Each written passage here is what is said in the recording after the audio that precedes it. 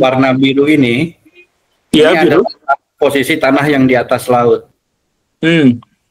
Jadi kalau kita misalnya nyalakan. Assalamualaikum Bray, selamat datang kembali di Guru Gembul Channel. Dan sekarang saya ditemani oleh banyak orang, banyak aktivis yang sekarang hilir mudik di televisi-televisi nasional karena ada isu yang memang sekarang sedang merebak di masyarakat dan harus segera diselesaikan. Dan saya di sini membawa rombongan orang karena siapa yang akan kita gibahkan sekarang itu adalah satu di antara 9 naga katanya. Dan itu adalah satu di antara orang yang menjadi investor di IKN katanya. Jadi kalau misalkan nanti ada apa-apa, biarlah mereka saja yang ininya, saya nggak ikutan gitu. Di sini ada Kang Afdil dari Greenpeace yang sangat sibuk sekarang akhir-akhir ini. Iya ya. Damang Pak. Assalamualaikum warahmatullahi wabarakatuh. Ya. Dan kemudian ada Ibu Susan Kiara yang kemarin berantem juga, dan kawannya itu Kang Erwin juga dari Kiara. Salam kenal semuanya. Saya tertarik sama ini. Jadi sebenarnya mungkin diskusi kali ini tuh adalah diskusi yang agak terlambat karena sebenarnya isunya sudah bergulir selama beberapa minggu, tapi baru kita angkat sekarang karena saya memutuskannya sekarang karena sekarang itu udah pasti gitu bahwa yang bikin pagar laut itu adalah salah seorang pengembang paling terkemuka di Indonesia, Aguan, dengan berbagai perusahaannya. Nah, tapi saya mau nanya dulu kepada Bapak Ibu yang ada di sini. Kemarin lalu itu Abu Janda masih berani mengatakan bahwa pagar laut itu dibuat oleh masyarakat secara swadaya dan adalah hoax besar ketika ada perusahaan besar di balik ini semua. Nah, ini artinya apa? Artinya kemarin itu masih sangat simpang siur. Padahal pagarnya sudah jelas, bahkan sudah diketahui jauh-jauh hari sebelumnya. Tapi kenapa berita simpang siurnya itu baru selesai hari ini? Kesimpang siuran ini. Ada yang bisa menjelaskan kenapa isu ini begitu membingungkan sampai saling tuding hoax satu sama lain? Siapa? Kang Erwin apa Kang Abdillah dulu nih? Hajar aja siapa yang mau jawab nih. Enggak, ini maksudnya Kang Erwin dulu lah, yang berjibaku di lapangan tuh. Nah, ya itu. Ya, kalau isu pagar laut ini kan sebetulnya bukan sesuatu yang baru ya. Artinya kita sama-sama tahu bahwa kalau dirunut dari peristiwanya kan dari kurang lebih 6 bulan yang lalu pun pemerintah daerah dan pemerintah pusat dalam hal ini KKP sebetulnya udah tahu ada barang ini gitu. Bahkan kemudian barang ini kan jadi tambah panjang sebetulnya ketika di bulan Desember gitu, ketika Ombudsman turun. Kalau salah saya ingat tuh bulan Desember. Nah, hal ini kan jadi rumit karena kita tahu sendiri kan politik bagaimana wilayah Banten itu sendiri seperti apa ya situasi sosial politiknya ya. Seperti apa memang Banten? Korup gitu? Ya dari dulu kan memang wilayah ini cukup carut marut dan juga kekuatan-kekuatan sipil nampaknya juga cukup lemah di situ ya. Kekuatan masyarakat sipil agak lemah di situ dan beruntung kita masih bisa menemukan misalnya nelayan yang seperti Pak Holid seperti itu, yang dia bisa menyuarakan dan juga jernih melihat persoalan yang ada di lapangan gitu ya, terutama karena beliau juga seorang nelayan. Dan saya hakul yakin walaupun dia di media bersama Mbak Susan begitu ya menjelaskan sesuatu dengan cukup cerdas, saya hakul yakin bahwa Kang Holid itu seorang nelayan. Dari cara dia berbicara dan bagaimana dia menyatakan diri tentang kepentingan nelayan, itu saya hakul yakin dia seorang nelayan. Ini berbeda misalnya dengan kawan-kawan yang lain begitu ya, yang kemudian muncul di TV yang mengambil sikap justru seolah-olah melindungi pihak PIK 2 ya. Ya bagaimanapun juga ini satu proyek besar dan semua orang seperti melihat ada satu tumpeng besar begitu ya, yang kemudian jadi bancakan banyak orang begitu.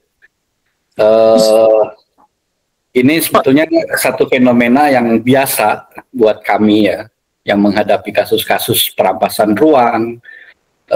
Selalu ada pro dan kontra, dan selalu kita tahu pihak yang pro akan hal itu pasti di belakangnya ada pihak perusahaan yang bermain. Iya. Jadi itu sesuatu hal yang mudah sebetulnya, seperti yang berkali-kali Mbak Susan juga sampaikan di media begitu, bahwa untuk mengurut hal ini hal yang mudah gitu, bukan sesuatu hal yang goib gitu ya, yang nggak bisa kita terawang, gitu, kita temukan, atau bahkan perlu waktu yang cukup lama gitu untuk menelusuri ini. Iya, maksudnya itulah justru karena ini adalah sesuatu yang terbuka lebar, itu pagarnya terlihat oleh manusia, oleh nelayan, oleh orang yang lewat. Itu pagar itu seharusnya cukup demonstratif untuk bisa menjadi polemik sejak berbulan-bulan yang lalu gitu. Makanya pertanyaannya adalah kenapa juga baru sekarang yang muncul. Ada ceritanya gini nih, kan kita berangkat dari sebuah fakta bahwa laut itu tidak boleh dimiliki oleh perorangan. Laut tidak boleh dimiliki oleh perorangan. Dan laut itu karena tidak dimiliki oleh perorangan, dia menjadi milik umum. Dalam hal ini adalah nelayan, orang-orang yang lewat dan sebagainya. Maka ketika ada orang yang memagarinya, seharusnya dan itu terlihat jelas, seharusnya itu juga bisa ditindak sejak awal. Tetapi bahkan menteri baru komen setelah viral. Kemudian pejabat-pejabat terkait baru komen setelah viral, bahkan banyak di antara pejabat-pejabat yang saya mohon maaf ada kesalahpahaman dalam hal ini begini-begini. Artinya mereka tuh gak lihat ini gitu. Padahal sekali lagi bahwa laut tidak boleh dipagari itu sudah sesuai dengan undang-undang, bahwa kemudian di sana tidak boleh ada yang memiliki juga sesuai undang-undang, bahwa laut dipagari itu juga secara demonstratif bisa dilihat sama orang. Kenapa bahkan menteri-menteri, pejabat-pejabat baru tahunya kemarin dan kemudian oh gitu ya. Ya udah minta maaf. Ini kan sebenarnya yang menerbitkan surat hak guna itu pasti ada pejabatnya di situ kan? Pasti bukan pasti goib. ada. Nah itu kalau misalkan pejabatnya di situ pasti ada, camatnya pasti tahu, ininya semuanya instansi yang ada di situ juga tahu. Kenapa viralnya baru minggu-minggu ini dan kemudian kenapa mereka baru nyadarnya sekarang? Itu pejabatnya ngapain aja selama ini gitu? Begini, saya mau coba jelasin ya. Begini ya, kalau dalam penglihatan kami, penerawangan bilang aja. Penerawangan ya. Analisis kami gitu ya sejak lama bahwa sejak rejim Jokowi berkuasa, ini terjadi kerusakan dalam sistem pengelolaan laut di Indonesia. Terutama karena kemudian muncul yang selalu disebut-sebut sebagai PKPRL, Persetujuan Kesesuaian Penggunaan Ruang Laut, ya. Kurang lebih seperti itu. Artinya yang tadinya kami dari Kiara dulu pernah melakukan gugatan ke MK yang kemudian keluar bahwa tidak boleh ada hak atas untuk di atas, ya, HP3 dulu itu kemudian dirubah dengan cara lain, ya. Dengan PKPRL itu kemudian sistemnya kemudian apalagi dengan munculnya Undang-Undang Cipta Kerja, itu semua sanksi pidana dihapuskan kalau ada pelanggaran. Sehingga kemudian yang terjadi adalah sanksi administratif. Jadi dugaan kami ya, ketika Menteri KKP menunda proses penyelidikan itu nanti jatuhnya sanksi administratif, begitu. Ini terjadi nggak cuma di kasus pagar laut ini, di Wawonii misalnya, kami menemukan satu perusahaan tambang yang kemudian melakukan penimbunan laut tanpa perizinan untuk kepentingan pembuatan terminal. Ya, di mana itu Pak? Di Wawonii, Sulawesi Tenggara. Apa yang dilakukan KKP kemudian adalah melakukan sanksi administratif dengan memberikan denda kepada perusahaan tersebut dan kemudian baru izinnya dikeluarkan. Jadi istilahnya kalau misalnya Pak Guru pengusaha, Pak Guru punya duit, Pak Guru belum punya izin, Pak Guru lakukan aja dulu nimbun Bangun laut. dulu aja. Iya, nanti Gitu ya? bayar administratifnya, baru nanti sama menteri dikeluarin izinnya. Diurusin nanti. Oh gitu ya. Itu inspiratif sekali ya buat bisnis ke depan. Jelas-jelas menunda proses penyelidikan yang sebetulnya itu dari September KKP Tapi sudah ada ya. ya. Ini bukan barang gaib, dan dugaan ini semakin menguat ketika misalnya kenapa kemudian Sakti Wahyu SWT ini kan kita nyebutnya SWT biasanya, walaupun bukan sebuah nama ta'ala ya. Ya ini Berarti waktu itu kita tahu betul SWT ini kan pengusaha, ya. Wataknya juga sama seperti itu juga, gitu. Dan kami menemukan juga banyak hal ya terkait Menteri Perikanan yang sekarang ini yang dia sebetulnya banyak menggunakan kewenangan-kewenangan dia untuk perusahaan dan anak-anak perusahaannya di luar soal-soal pagar laut ini ya. Dan kalau tadi kembali lagi ke soal pagar laut ya, dan juga yang tadi saya ceritakan di Wawoni, ini juga bukan cuma di Wawoni sebetulnya. Di banyak tempat seperti itu terjadinya. Itu perusahaannya beda-beda? Beda-beda. Misalnya ada satu perusahaan, ada satu kapal keruk yang dia belum punya izin PKPRL untuk penambangan pasir laut, gitu ya. Melakukan operasi pengerukan pasir laut di Pulau Tunda, di belakang di wilayah Banten juga. Kapalnya ditangkap, walaupun kapal itu sebetulnya sudah punya izin usaha pertambangan, tapi kemudian disanksi administratif dan kemudian jalan lagi kapalnya. Oh gitu ya?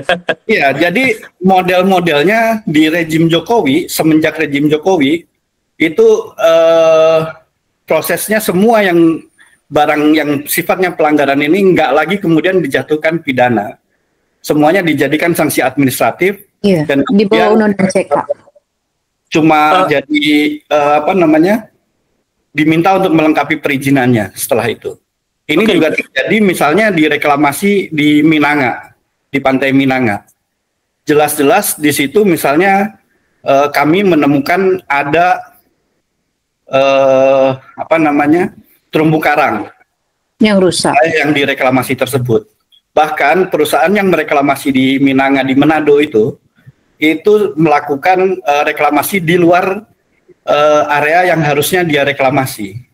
Apa yang dilakukan kemudian sama, cuma sanksi administratif aja. Setelah itu dan langsung dilanjut. Begitu. Dan langsung dilanjut. Iya, dilanjutkan sampai sekarang bahkan udah berlangsung itu. Jadi rejim ini memang mengalami kerusakan dalam cara berpikir, dan ini mudah-mudahan tidak dilanjutkan di rejim yang sekarang ini. Seperti itu. Aku deh nambahin sedikit ya, dikit aja. Kang Abdul sebentar. Mungkin gini, tadi Kang Erwin sampaikan bahwa memang di beberapa kebijakan gitu ya terkait dengan pesisir dan kelautan, pulau-pulau kecil. Jadi kita menemukan pola beberapa tahun terakhir setidaknya kalau ada kebiasaan buruk yang sengaja dilakukan, ya tadi Kang Erwin sampaikan, bangun dulu nanti baru minta maaf gitu, atau baru urus izinnya gitu. Ini terjadi di beberapa misalkan kasus ya kita temui gitu ya. Kalau masih ingat reklamasi di Teluk Jakarta itu juga dulu nggak ada izinnya tuh gitu. Bangun dulu nanti terus baru riuh lah gitu urus izin gitu. Terus kemudian di Pulau Pari ada reklamasi misalkan dirusak dulu terumbu karangnya gitu, baru nanti diurus sanksi administratifnya gitu. Jadi di beberapa kasus memang ya pola seperti ini gitu, karena kalau memang di awal itu sudah ketahuan akan reklamasi misalkan penimbunan pantai, sudah pasti itu akan membuat orang-orang akan akan protes gitu. Jadi ini yang saya sampaikan beberapa waktu lalu, harusnya negara itu bebenah, jangan biasakan bangun dulu baru urus izinnya gitu, karena itu pola yang sangat tidak baik, karena nggak ada partisipasi masyarakat sama sekali kalau polanya terus seperti ini. Itu aja sih aku tambahan dari untuk ini. Ini Ini kan sebenarnya yang kena sekarang itu adalah aguan. Aguan itu Agus versi 2025. Nah ini aguan itu yang saya ketahui dari beberapa media itu juga banyak dikira oleh orang itu sebagai mafia tanah. Karena sering melakukan penyerobotan tanah dan sampai ada beberapa buku yang berisi pengakuan yang menjadi korban dari aguan itu. Jadi sebenarnya dalam hal ini reputasinya juga tidak terlalu baik gitu. Nah, tapi di sisi lain aguan ini juga menjadi penyokong dari pemerintahan, termasuk juga menjadi penyokong bagi IKN sejauh yang saya ketahui ini. Nah, mungkin nggak sih aguan ini karena sudah terlihat beliau yang terlibat melanggar undang-undang, menyalahi undang-undang dengan memagari lautan dan digunakan untuk kepentingan perusahaan atau pribadinya, mungkin nggak yang seperti ini tuh bukan hanya dapat sanksi administratif seperti yang tadi dijelaskan, kan ini sekarang aturannya sudah jelas, yang dilanggarnya juga sudah pasti gitu. Ada nggak kemungkinan bahwa beliau ini diajak silaturahmi ke depan hakim gitu? Aduh Kak, ini barang berat ini. Ini bola panas. Barang panas ini. Ya. Aku Sebenarnya sih kita gini. tunggu nyali ini ya, nyali pemerintah gitu. Sebenarnya kita tunggu nyali Iya. pemerintah. Iya kan ini maksudnya udah Tapi- kelihatan gitu kan, kesalahannya Ya, udah tahu. Gitu jadi- kan kalau kemarin baru spekulasi gitu, sekarang kan udah ketahuan.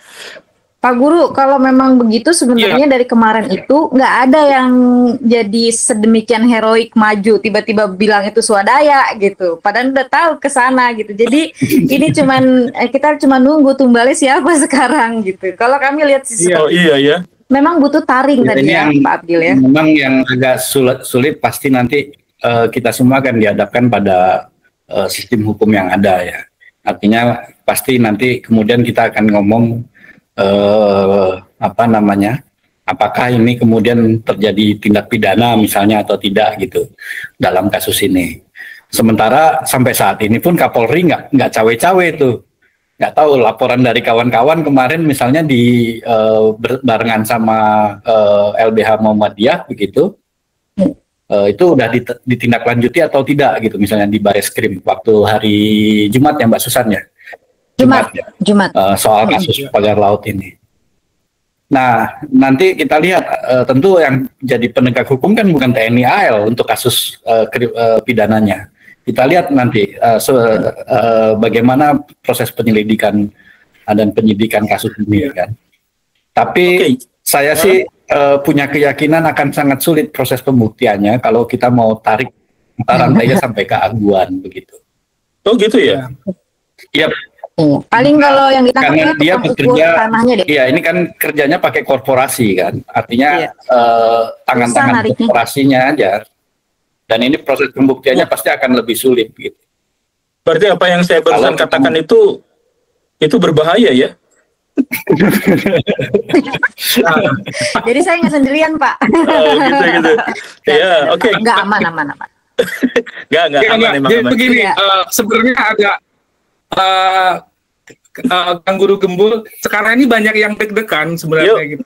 Karena 60 ini ya sertifikat HGB yang HGB ya kalau nggak salah yang dirilis HGB. oleh ATR itu Iya. kan ada dua PT besar dan dua PT itu sama satu yang CIS ya, yang namanya itu kan direct terkait langsung dengan proyek Aguan. Rantai Kapuk. Iya. Ya, dan itu menyebut nama apa namanya di media juga sudah disebut kalau mantan Menteri KP juga tadi Bu Freddy Nupri. Iya. Di Freddy Numberi. Nama apa namanya Menteri Kelautan Perikanan di era SBY ya, Kang Erwin. Iya. Terus Iya, ada iya. satu lagi jenderal yang menjadi direktur itu namanya itu saya cek ini Nono Sampono. Jadi beliau wakil Legend DPD, Marinir. ya, kemudian purnawirawan kan. Jadi dan ada nama-nama lain di belakang itu. Tapi untuk kenapa sertifikat ini keluar dan segala macam ini kan melibatkan banyak pihak. Jadi saya yakin juga sampai Pemda Tangerang juga lagi deg-degan ini karena kenapa bisa sampai lolos gitu kan? Kenapa sampai ruang yang nggak ada berarti muncul? Pemda Banten juga terlihat siapa yang akan didirikan tumbal. Apakah sekelas Jaringan Rakyat Pantura yang entah situ yang kita tidak pernah dengar selama ini, tapi saya tidak ke sana. Aktor intelektual harus dikejar dan sekarang mulai terang. Tunggunya ini nyali Pak Prabowo ya, sebagai panglima tertinggi penegakan hukum, berani nggak gitu kan? Atau beliau juga tersandra oleh proyek-proyek Jokowi. Jadi kan ini sudah ada Jokowi ya, kita tahu sudah berkomitmen untuk mendukung proyek Jokowi sepenuhnya, tapi apakah juga akan berkomitmen membela kesalahan-kesalahan yang akan mempengaruhi citra rezim Prabowo ini gitu kan? Apakah bersedia dipermalukan sedemikian rupa di mata rakyat? Saat ini kan dipermalukan ya. Ada Angkatan Laut, ada KKP, ada lagi ATR. Mereka sembunyikan, tapi pemerintah yang lain membuka aib-aib itu gitu. Jadi ada hal yang tidak sinkron di dalam pemerintahan Prabowo menjelang 100 hari ini, dan itu sesuatu yang cacat secara nama baik ya. Menurut saya ini presiden yang sangat memalukan di momen menuju 100 hari gitu kan. 100 hari, jadi mereka sendiri, kemudian mereka juga yang bongkar sendiri, dan konstelasinya semakin terang hari ini, dan aktor-aktor yang terlibat juga bukan ece-ece gitu kan, melibatkan. Tapi kan kemarin Pak Prabowo dapat 80% kepercayaan publik pada beliau itu tinggi ya, 80% menjelang 100 hari, Pak. Jadi kemarin udah itu dapat. Menjelang pagar laut kayaknya deh. Tapi gini, menjelang pagar laut viral. Pagar laut itu kan masalah utamanya adalah laut tidak boleh dipagarin, apalagi untuk orang-orang pribadi, untuk kepentingan pribadi, tapi kemudian di situ ada. Nah, pertanyaan saya adalah, itu kalau udah dipagarin, kalau misalkan tidak jadi viral, kalau ini nggak apa-apa ya, ada azan di sini ya. Kalau misalkan di sini berlanjut, tidak viral, itu sama Aguan mau dijadiin apa? Jadi pemukiman, jadi bandara, sampai 30 km itu jadi, ada yang udah tahu nggak itu bakal dijadiin apa? Dan dampak terhadap lingkungan dan masyarakat di situ bakal gimana kalau itu memang proyeknya jadi? Ini sih ini aku ya.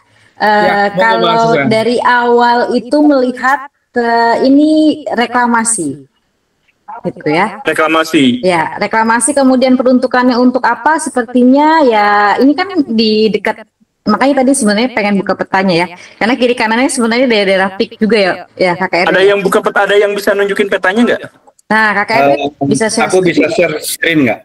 Nah, ini sebenarnya mau dikasih unjuk yang kemarin aku bilang sama Pak Guru gitu. Ini sih reklamasi ujung-ujungnya, karena kalau dilihat dari atas sebenarnya itu ada kotak-kotak kan gitu. Kalau dibilang breakwater, kami yang kerja di laut kayaknya nggak pernah melihat breakwater kayak begini ya gitu. Kemudian kalau ini nggak mungkin juga. Nah ini warna biru ini adalah posisi tanah yang di atas laut. Jadi kalau kita misalnya nyalakan, ini posisi dia kan di atas laut nih. Ini hasil digitasi kami, luasnya malah 5 kali lipat dari apa yang dinyatakan oleh Menteri ATR BPN. Nah ini kalau kita ilangin gitu ya, kan garis pantai itu basisnya biasanya kalau untuk sertifikasi lahan berdasarkan peta yang dikeluarkan oleh Badan Informasi Geospasial ya. Jadi ini yang warna apa? Warna bata. Ya, yang warna merah muda ini peta berdasarkan garis pantainya Badan Informasi Geospasial. Nah, kalau kita lihat misalnya bidang tanah di atasnya, tiba-tiba kalau kita nyalakan layer yang bagian ini akan kelihatan dia ada di atasnya, magic. Di atas laut. Oh, ya. Ini proyeknya ya? Nah, PIK 2 itu ada di sini. Oke. Deket kan Pak? Nah, iya. Abu Janda nggak bisa lari ini di sini. Iya sih Pak. Oke, itu Ini, itu reklamasi ya. Nah, kalau pagarnya di mana sekarang posisinya? nah pagar itu memang kalau kita lihat dari sini ya, ini memang dia pas posisinya ada di sepanjang yang tadi, Oh, yang mereka lingkarin ini. Ini agak pecah jadi nggak terlalu Ini kelihatan, ya. Tapi dia memang pas di garis yang biru ini, sepanjang garis yang biru ini. Coba saya matikan yang bagian layar itu ya, nanti kelihatan biasanya. Harusnya sih, nah ini agak pecah, jadi nggak terlalu kelihatan. Tapi kami bisa pastikan bahwa posisi pagarnya memang, kalau kita misalnya di peta Google ya, kita buka. Nah, ini memang pagar-pagar itu ada di sini. ini Sepanjang. proyek raksasa ya? Nah, ini kan pagarnya ada di sini nih. Oh, Begitu. iya. Ya berarti pagar itu memang digunakan untuk pengukur yang kedepannya akan menjadi. Ini kayaknya perumahan mungkin ya? Kayaknya ini multi ya. Coba lihat, googling aja, PIK 2 New Jakarta City. Coba googling. PIK 2 New Jakarta City. Coba lihat apa yang muncul di situ. Kelihatan nggak? Andai, Udah. Itu sudah. Udah saya lihat.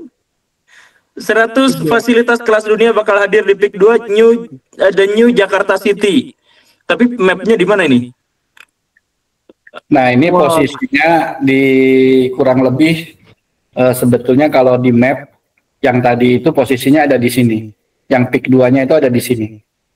Di mana? sekitar- Oh, Ya, jadi kalau, nah ini posisinya kan di daerah sekitar sini nih, PIK 2 nih.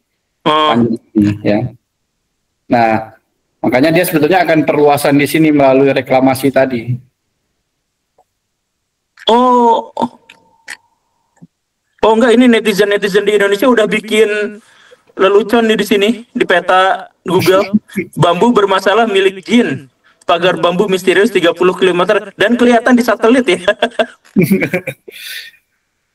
Wah, iya ini PIK 2 kelihatan di sini.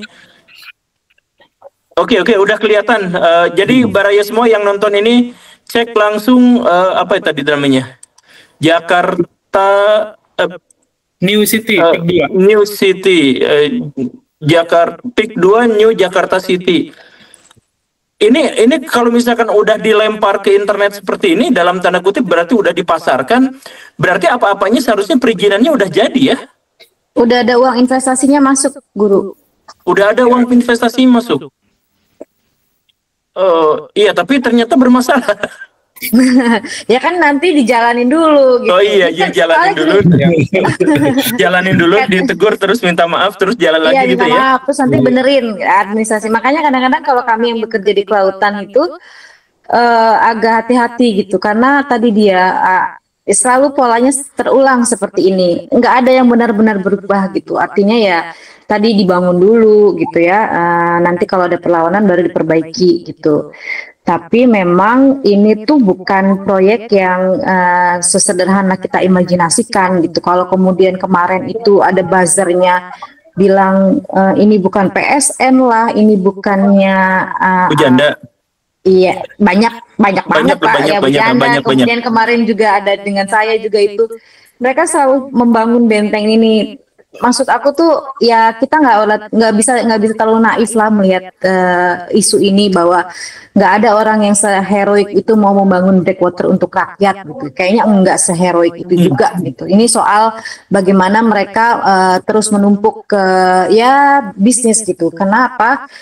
Kalau kemudian dekat dengan kekuasaan sebenarnya satu masalahnya, dan aku sering bilang modal politik di Indonesia itu mahal, Guru. Jadinya ini salah satu mungkin yang menjadi permasalahan dari semua tantangan yang kita lihat gitu. Nah, yang terdampak ya nelayan nggak ada urusan soal aguan mau bangun apa kayak gitu. Tapi kan itu ngerampok masalahnya gitu. Ini kena lagi. Ya itulah pokoknya. Aman Ya Ini memang merampas. Merampas, Ini, Mbak Susan. Jadi merampas dengan cara ilegal gitu. Jadi ini kita tegaskan merampok dengan cara legal.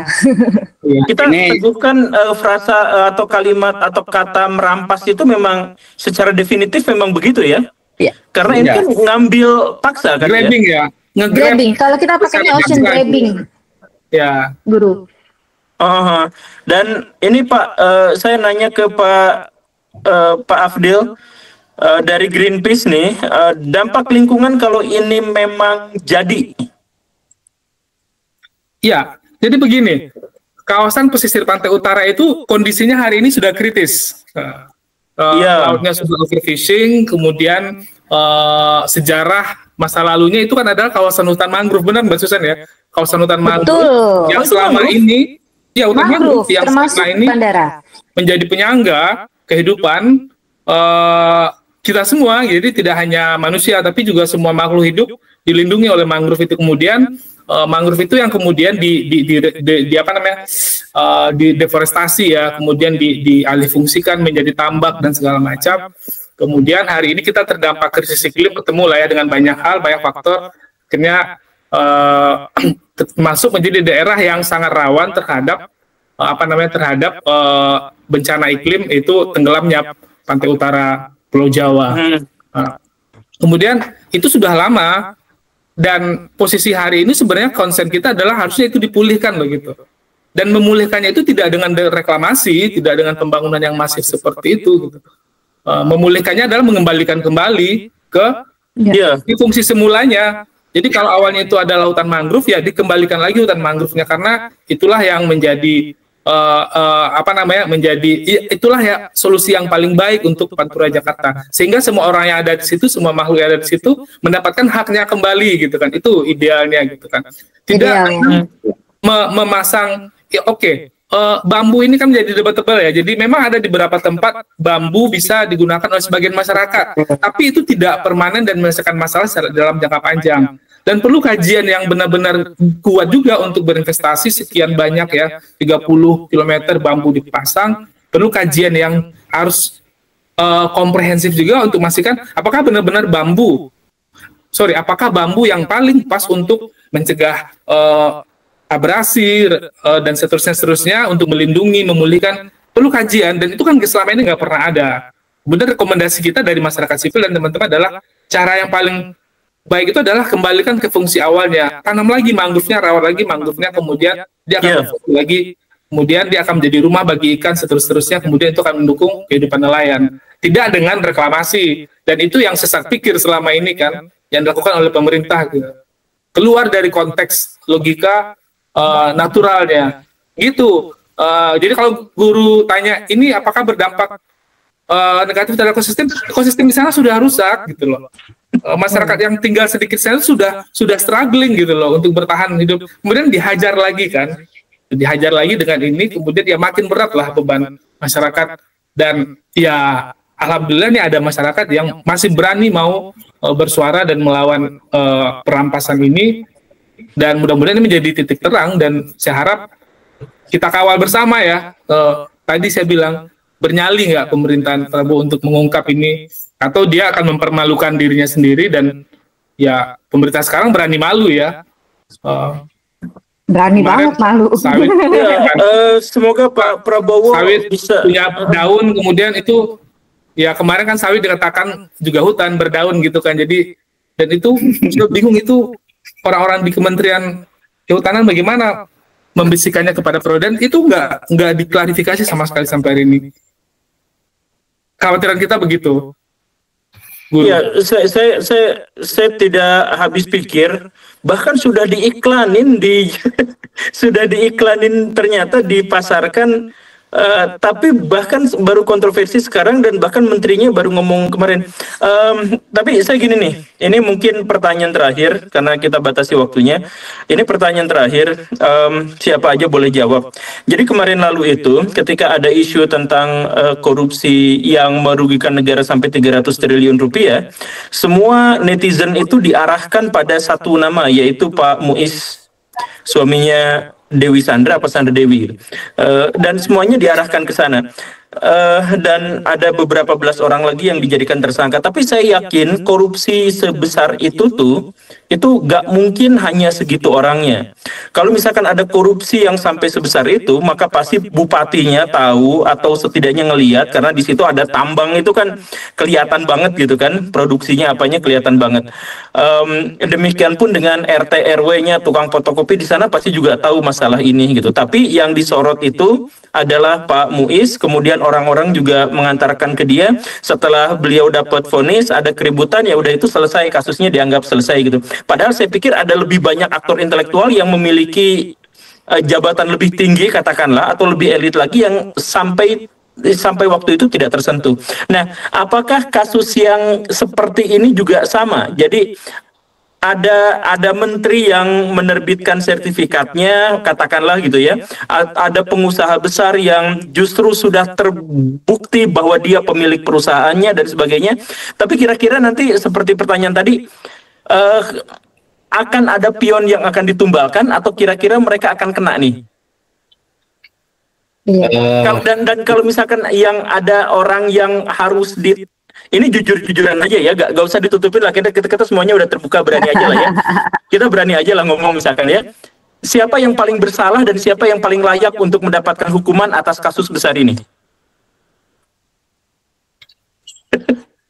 Sebetulnya kalau dilihat ini sebetulnya jadi momentum sebetulnya ya. Kalau Presiden Prabowo berani, seperti yang tadi dibilang oleh Kang Abdil, ini momentum buat Prabowo kemudian menunjukkan bahwa dia bisa memberikan yang terbaik untuk Indonesia. Jadi momentum ini harusnya dimanfaatkan dia untuk membersihkan seluruh jajaran pemerintahan dia, mulai dari desa ya sampai ke kementerian. Karena kalau tidak menyeluruh prosesnya, ini semua saya yakin semua hampir di semua bagian pasti akan kita bisa lihat ada yang terlibat ya. Nggak mungkin ya, benar seperti yang tadi dibilang bahwa nggak mungkin misalnya sertifikat HGB itu keluar kalau pemerintah desa tidak menyetujui misalnya. Iya. Biasanya kan kalau HGB ada tim verifikasi. Ya. HGB, HGU sependek pengetahuan saya, karena saya dulu lumayan aktif meneliti tentang agraria, saya cukup paham kalau misalnya biasanya itu ada tim C ya kalau nggak salah, yang dibentuk ya oleh kantor pertanahan ataupun oleh Kanwil begitu ya, yang kemudian turun ke lapangan memverifikasi bahkan melakukan pemetaan. Nah, yang juga cukup unik dari dari yang tadi saya tampilkan itu, kalau saya perhatikan di peta tadi itu, persilnya ini dipecah kecil-kecil HGB-nya, sehingga kemudian itu diletakkan di kewenangannya Kantah ya, atau kantor pertanahan. Jadi kalau di BPN itu yang paling bawah ya, kantor pertanahan untuk Kabupaten Tangerang, kemudian nanti ada Kanwil provinsi, baru ke kementerian. Nah, kewenangannya itu kalau berdasarkan luas untuk mengeluarkan sertifikat, itu kewenangan untuk untuk kantor pertanahan. Walaupun kalau digabung gitu ya HGB-nya, jumlahnya kurang lebih kalau disebutkan oleh Pak Menteri, ATR BPN itu kurang lebih 1 juta. Tapi temuan kami ketika kami delineasi itu jumlahnya 5 juta meter persegi atau 500 hektar. Ya. Kalau yang tadi peta yang hasil delineasi kami. Nah, itu nggak mungkin, dan saya cukup heran karena dalam beberapa kasus ketika misalnya ATR BPN melakukan reforma agraria ya, yang mereka sebut-sebut sebagai reforma agraria begitu, melakukan pengukuran tanah, ketika tanahnya masuk kawasan hutan, itu biasanya petugas pengukuran BPN tahu ini udah di luar kawasan yang tidak bisa dipetak disertifikasi. Seperti itu. Nah, dalam kasus ini menjadi aneh karena kemudian semua sertifikatnya ada di atas laut. Yang jelas-jelas nggak, pasti Udah hilang peta harusnya. dan GPS-nya petugas BPN bisa nunjukin itu gitu. Iya, jadi nanti kalau Google Map ke laut aja gitu ya. Iya, seperti itu kurang lebih. Iya, Jadi jadi kesimpulan dari yang Bapak sampaikan itu adalah birokrat pertanahan dan perizinan terkait dengan hal itu pasti tahu bahwa itu laut dan mungkin bisa dijerat gitu ya. Ya, dan termasuk kementerian sih harusnya. Sampai level kementerian itu kena ya. Harusnya. ya, karena ini memang jumlahnya mau- cukup banyak Iya. ya, sertifikat Ini HGB yang dikeluarkannya cukup banyak. Gitu. Tadi Pak Guru udah Pengusahanya sampaikan, sendiri?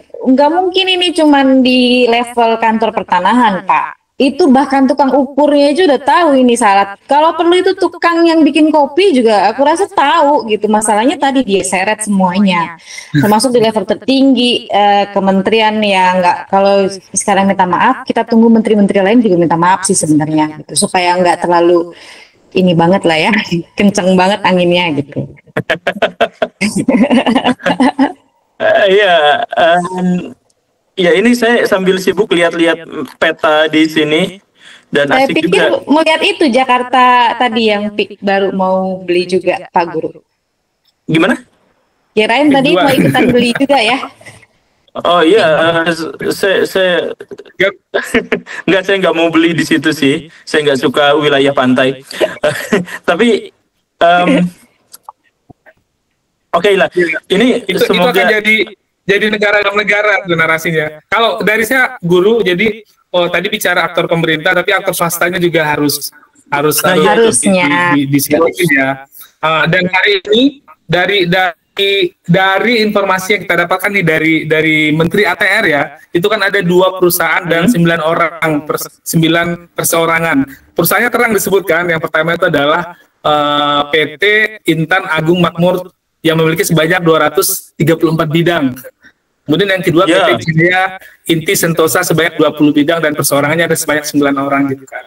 Nah, kalau kita lihat yang kita secara cepat kita cari ya telusuri melalui internet, ya sangat mudah searchingnya ke informasi terbuka. PT Cahaya Inti Sentosa ini yang memiliki 20 bidang itu yang di mana direkturnya itu kan adalah siapa namanya, Purnawirawan Nono Sampono, wakil ketua DPD dan beliau Purnawirawan, itu kan nama besar ya. Kemudian komisarisnya itu adalah adalah Freddy Numberi, mantan Menteri KKP iya, ini juga. saya lagi baca nih. Itu. Jadi ini kan orang-orang aktor orang-orang penting ya di negara ini. Ada yang sudah selesai menjabat, ada yang masih menjabat. Dan kedua orang ini punya hubungan relasi yang sangat kuat dengan Agung Sedayu Group.